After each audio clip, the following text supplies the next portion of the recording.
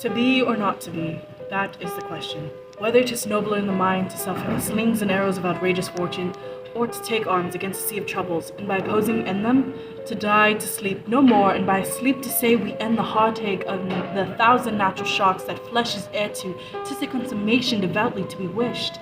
To die, to sleep perchance to dream, aye, there's the rub. For in that sleep of death, what dreams may come when we have shuffled off this mortal coil, must give us pause. There's the respect that makes calamity of so long life. For who would bear the whips and scorns of times, the oppressor's wrong, the proud man's contumely, the pangs of despised love, the law's delay, the insolence of office, and the spurns that patient merit of the unworthy takes, when he himself might his quietus make with the bare bodkin?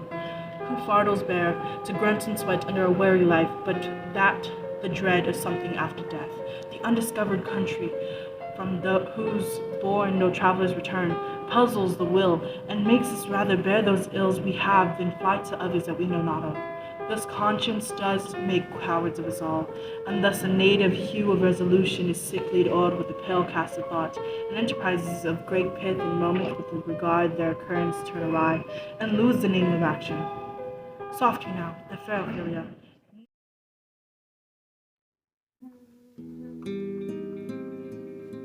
Here's a score now. This score has lain in the earth 320 years. Whose was it? A horseman, Matchfellow it was. Whose do you think it was? Nay, I know not. A pestilence on it for a mad vote. Before the five were vanished. On my head once. This same school, sir, was York's school, the king's jester. This? And that? Let me see. Alas, poor Yorick!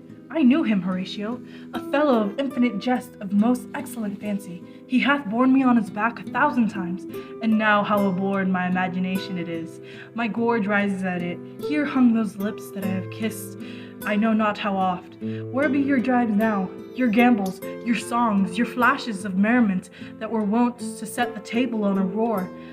Not one now to mock your own grinning, quite chapfallen. Now get to you my lady's chambers and tell her, let her paint an inch thick to this favour and must come, make her laugh at that. Prithee, Horatio, tell me one thing. What's that, my lord? Dost thou think Alexander looked of this fashion in the earth? And so? And smelt so? Paw. So, my lord. To what base uses we may return, Horatio? Why may not imagine trace the noble dust of Alexander till he find it stopping a bunghole? 'Twere to consider too curiously, to consider. No faith, not a jot, but to follow him thither with modesty enough, and likelihood to lead it, and thus Alexander died. Alexander was buried. Alexander returneth to dust, the dust to earth, of earth we make loam. And why of that loam? Whereto he was converted, might they not stop a beer barrel? Imperious Caesar, dead and turned to clay, might stop a hole to keep the wind away. Oh, that earth, which kept the world in awe, should pitch a wall to expel the winter's flaw, but soft a while.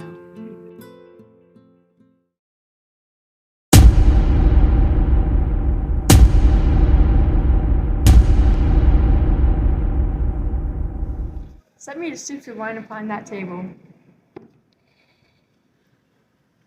If Hamlet give the first or second hit, or quit in answer of the third exchange, the all the battlements are ordinance fire. The king shall drink to Hamlet's better breath, and in the cup in union shall he throw richer than that which 4 successive kings in Denmark's crown have won. Give me the cups, and let the kettle to the trumpet speak.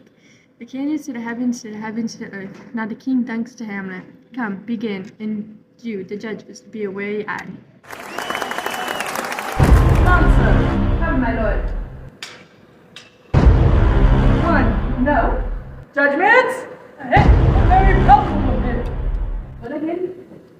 Stay, give me drink. Hamlet, this pearl is thine. Here's to thy health. Give him the cup. I'll play this belt first. Set it by a while. Come. Another hit. What say you? A touch, I do confess. Our son shall wed. His back, enchanted breath.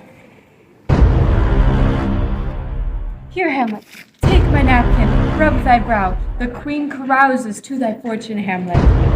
Good madam. Gertrude, do not drink. Lord, I pray you pardon me. It's the poison cup. It's too late. Here, Hamlet, let me wipe your crown. My lord, I'll hit him now. I do not think it. And yet it is almost against my conscience.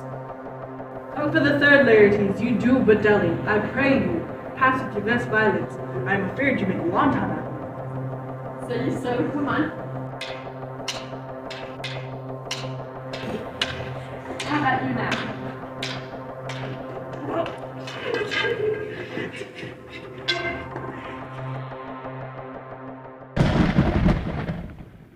Welcome, are you incensed? Nay, come again. Look to the queen to your hoe. They bleed from both sides. How is it, my lord? How is Laertes? Why has it worked to my own student? As with I justly. How does the queen? She swoons to see them bleed. The drink. Oh, my dear Hamlet. The drink. I am poisoned. Oh, villainy! Oh, let the doors be locked! Treachery! Seek it out! It is here, Hamlet. Hamlet, thou art slain, no medicine in the world can do thee good. In thee there is not half an hour of life. The treacherous instrument is thy hand. Unbeaten and involvements, thou foul practice hast turned himself on me. Though here alive, never to rise again. Thy mother's poisoned, I can no more. The king to blame. The point in venom too? Then venom to thy work.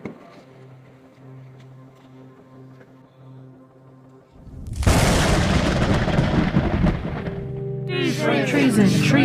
Friends, my friends, I am but hurt.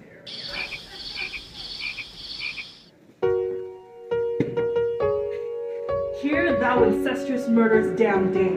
Drink off this poison. Is thy union here? Follow my mother.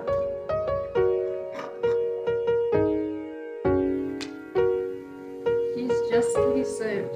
It is poison tempted by himself. Change forgiveness with me, noble Hamlet. Mine and my father's death come not upon thee, nor time on thee. Heaven make thee free of it. I follow thee. I am dead, Horatio. Wretched queen, adieu. You that look pale and tremble at this chance, there are but mules or audience to this act. Had I but time, as this fell surgeon death is strict in his arrest. Oh, I could tell you, but let it be, Horatio. I am dead. Thou livest. Report me and my cause aright to the I unsatisfied. believe it. I am more than an antique Roman than a Dane. Here's yet some liquor left. I start have it. Give me the cup. Let go. By heaven, I'll have it. Oh God, Horatio, what a wounded name. Being standing thus unknown shall live behind me. If thou ever didst hold me in thy heart, absent thee from felicity a while, and in this harsh world draw thy breath in pain to tell my story. What warlike noise is this? Young Fortinbras with conquest come from Poland. The English ambassadors give this warlike volley. Oh, I die, Horatio. The pointed poison quite o'erscrows my spirit. I cannot live to hear the news from England, but I do prophesy the election lights on Fortinbras. He has my dying voice, so tell him with the occurrence, more or less, which have solicited. The rest is silence. Oh. Now cracks a noble heart. Good night, sweet prince, and fights of angels sing thee to thy rest.